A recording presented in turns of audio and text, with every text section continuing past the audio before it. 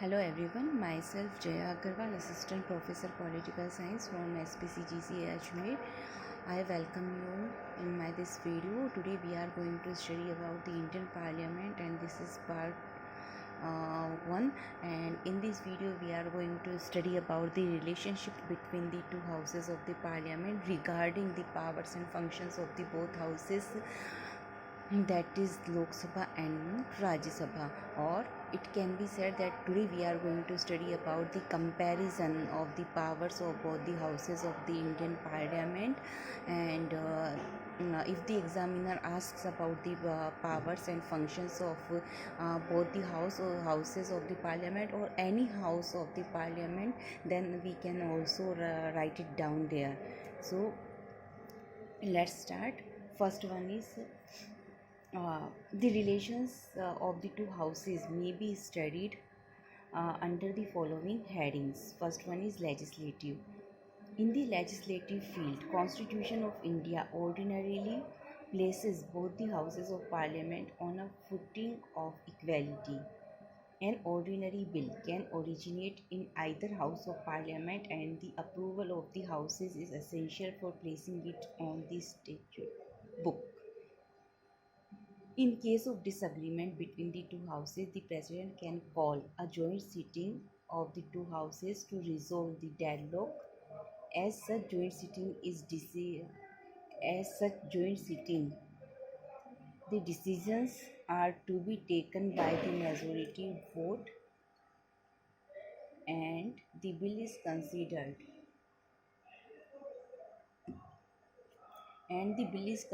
to have been passed by both the houses if majority of the members present and voting approve it. There is no doubt that at such a joint sitting the Lok Sabha is likely to dominate due to its numerical strength. Further, at Rajya Sabha, uh, further at such joint sitting, the Speaker of Lok Sabha presides.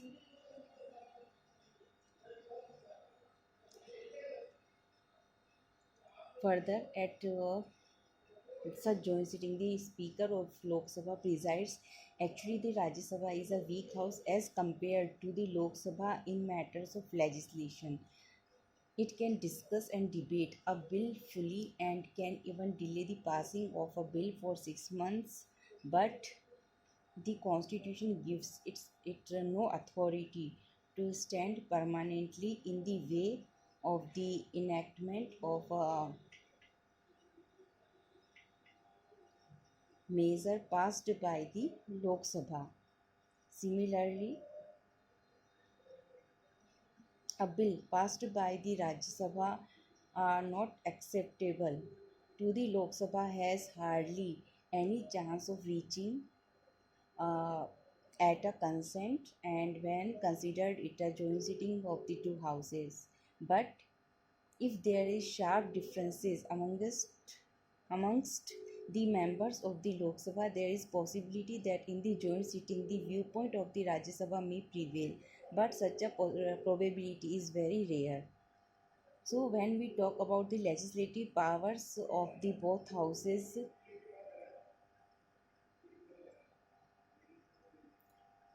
if we talk about the comparison of the both the houses of the Parliament in legislative field, we find that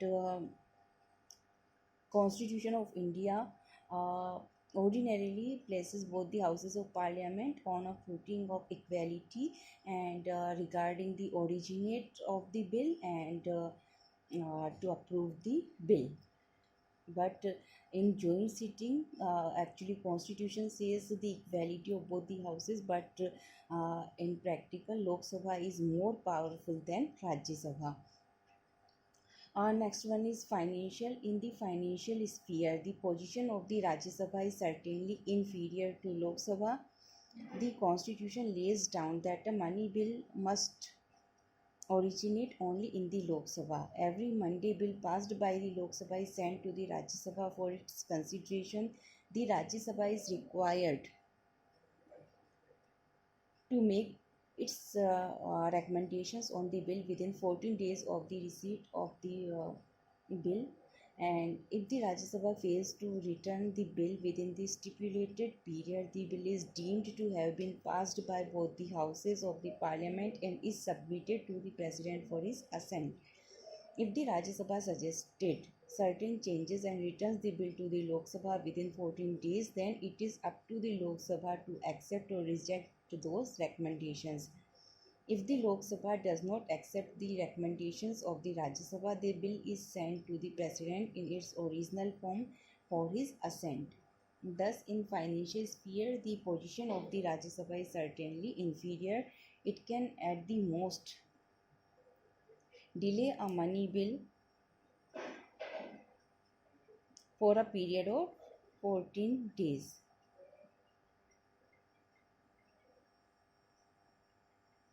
Thus, it will not be wrong to say that the Rajya Sabha can only touch the purse string of the nation. It can neither widen its opening nor block the flow from it.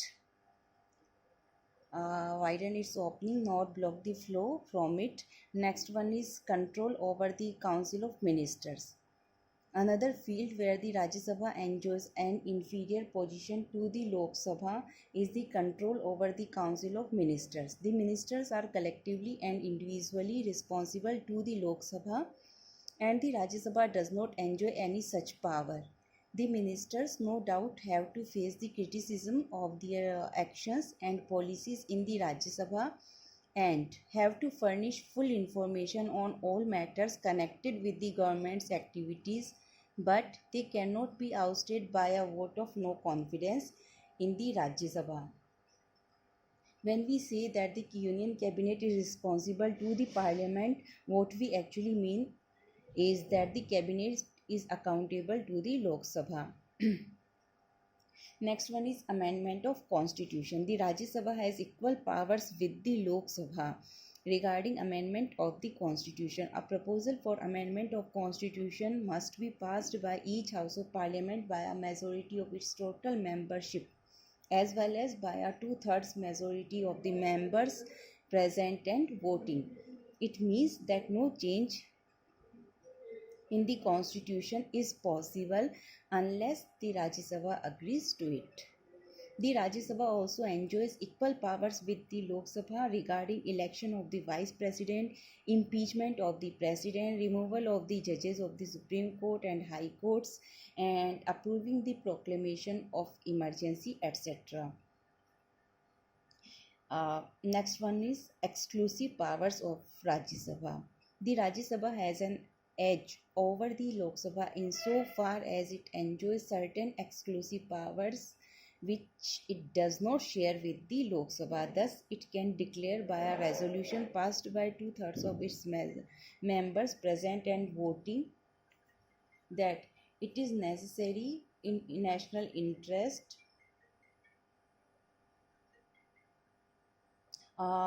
Exclusive powers of Rajya Sabha we are studying, and the Rajya Sabha has an edge over the Lok Sabha insofar as it enjoys certain exclusive powers which it does not share with the Lok Sabha. Thus, it can declare by a resolution passed by 2/3 of its members present and voting that it is necessary in national interest that Parliament should make laws with regard to any matter enumerated in the state list.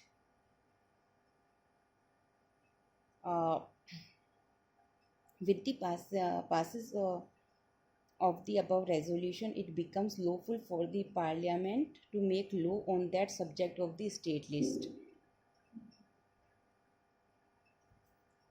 Such a resolution is initially valid for a period of 1 year and can be further extended for a year at a time. Again, the Rajya Sabha can pass a resolution by a 2/3 majority and recommend the creation of new All India services.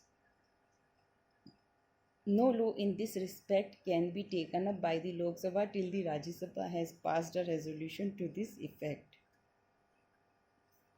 So, in conclusion, we can say that it would be wrong to regard the Rajya Sabha As one of the weakest second chambers in the world, this house does not become inferior or